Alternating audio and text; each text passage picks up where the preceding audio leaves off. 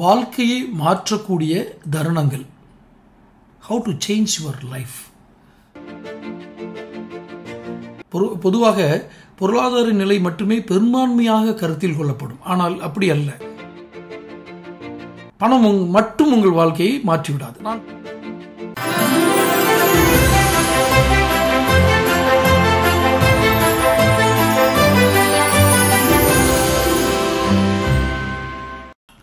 தமிழகம் times நேயர்களுக்கு எனது அன்பான வணக்கங்கள்.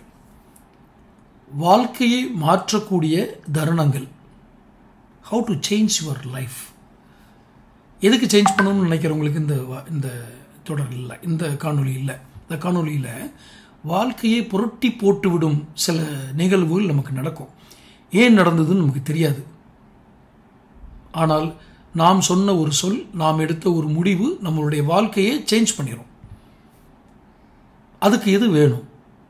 நம்முடைய வாழ்க்கையை இந்த நிலையிலிருந்து மாற்ற வேண்டும் என்று நினைப்பவர்கள்.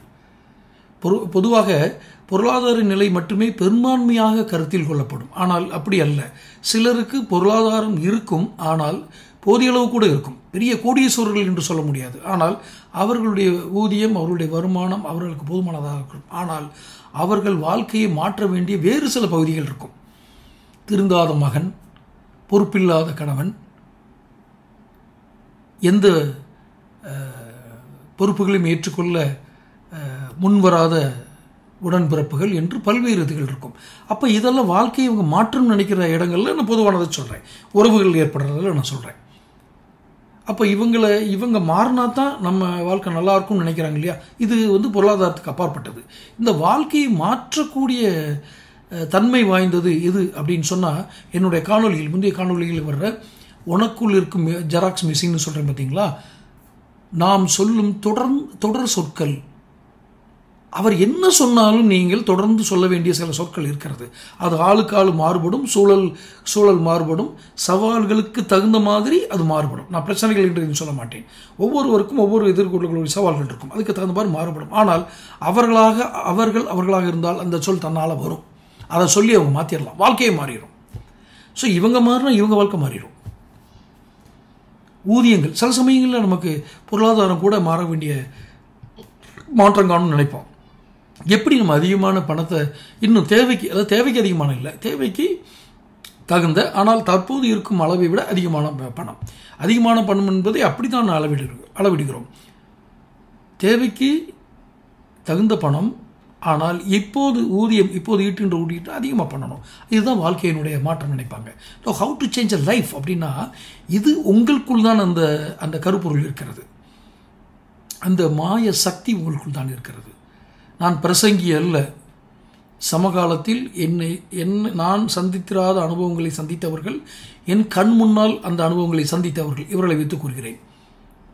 வாழ்க்கை மாற்றம் பணத்தில் நடக்கும் என்று நினைத்தவர்கள் நிறைய பேர் என்னுடைய சமகாலத்திலேயே, நான் பெயரை குறிப்பிட விரும்பவில்லை, மிக பிரபலமான ஆட்கள், பணத்தை மட்டுமே கருப்பொருளாக கொண்டு வாழ்க்கையை நடத்தியவர்கள் தடம் மாறியது அல்லாமல் தன்னுடைய வாரிசுகளையே கைவிட்டிருக்கிறார்கள். பணம் ஒருபோதும் மனிதர்களை காப்பாற்றி விடுமா என்றால் இல்லை. அப்போ வாழ்க்கையை மாற்றக்கூடிய சக்தி எது? பணமா? இல்லை, நிச்சயமாக இல்லை. பணம் மட்டும் உங்கள் வாழ்க்கையை மாற்றிவிடாது. நான் பணத்தை எதற்காக உதாசீனம் செய்யுங்கள், பணத்தை மதிக்காதீர்கள், பணம் ஒன்றும் இல்லாதது அப்படின்லாம் நான் வெற்று தத்துவங்களை கூற மாட்டேன். பணம் தேவை, ஆனால் பணம் மட்டும் மாற்றிவிடாது. அப்போ வாழ்க்கையை மாற்றக்கூடிய சக்தி எது? பணம் மாற்றிவிடும் என்றால், நீங்கள் நன்றாக யோசனை செய்து பாருங்கள். பெரும் பணத்தை சம்பாதித்தவர்கள் வாழ்க்கையை மாற்ற இயலாதவர்களாகவே இருந்திருக்கிறார்கள். எப்படி? வாழ்க்கை மாற்றும் சக்தி பணத்திற்கு சிறிதளவு தான் இருந்திருக்கிறது. ஒரு 4 பேர் அவர் நல்லவன் சொல்லியிருப்பான், அல்லது ஏதோ ஒரு நல்ல விமர்சனம் பண்ணியிருப்பான். பெரும்பான்மையாக அவரை தூற்றியிருப்பாங்க. அப்போ வாழ்க்கை மாற்றக்கூடிய சக்தி பணத்தில் இல்லைன்னு அதில் மட்டும் இல்லை. நான் திரும்பவும் சொல்கிறேன், அதில் மட்டும் இல்லை. அப்போ வேறு என்ன மாய சக்திகள் இருக்கிறது? உங்களுக்குள் அந்த கருப்பொருள் ஒளிந்திருக்கிறது. மிகப்பெரிய ஆற்றல், வாழ்க்கையை மாற்றக்கூடிய ஆற்றல் ஒளிந்திருப்பது உங்கள் மனதிற்குள் தான். அதை எப்படி கண்டறிவது? நீங்களாக இருந்தால் மட்டும்தான் கண்டறிய முடியும். நீங்களாக இருப்பது என்றால் என்ன? அடுத்த மனிதர்களுடைய, பிறருடைய வாழ்க்கை சரித்திரங்கள் நமக்கு தாக்கத்தை ஏற்படுத்தலாம். ஆனால் பாதிப்புகளை ஏற்படுத்தி அவைகளே ஒரு குறியீடுகளாக மாறக்கூடாது. குறியீடுகளாக ஏற்றுக்கொள்ளக்கூடிய அம்சங்களை மட்டும் எடுத்துக்கொள்ளுங்கள். குறியீடுகள் செய்து விடாதீர்கள். மற்றவருடைய வாழ்க்கை, மற்றவருடைய உபதேசம், மற்றவருடைய அனுபவம் பெற்றுக்கொள்ளுங்கள். முடிந்தால் அதை ஒரு பாடமாக எடுத்துக்கொள்ளுங்கள். அவற்றை மிகப்பெரிய ஒரு சக்தி வடிவம், அதுவே நம்ம வாழ்க்கையை மாற்றிடும் நீங்கள் எடுத்துக்கிட முடியாது. உங்கள் வாழ்க்கையை மாற்றும் சக்தி உங்களிடம்தான் இருக்கிறது. அதுதான் நான் சில குறியீடுகளோடு சில காணொலிகளை வெளியிடுகிறேன். தொடர்கள் வருகிறது என்னுடைய சேனலில். நீங்கள் யூடியூப் நீங்கள் சப்ஸ்கிரிப்ஷன் பண்ணி நோட்டிஃபிகேஷன் பதிவு பண்ணியிருந்தீங்கன்னா அந்த வீடியோக்கள் உங்களுக்கு வரும். என்ன, நான் முன் தீர்மானிக்கப்பட்ட இறைவனால் படைக்கப்பட்ட கணினிகள். நான் கணினிகள் எப்படி எல்லாமே பதிவு செய்யப்பட்டு நம்ம உபயோகத்துக்கு வருதோ அது மாதிரி தான் நம்ம செய்யப்பட்டு வந்திருக்கோம்.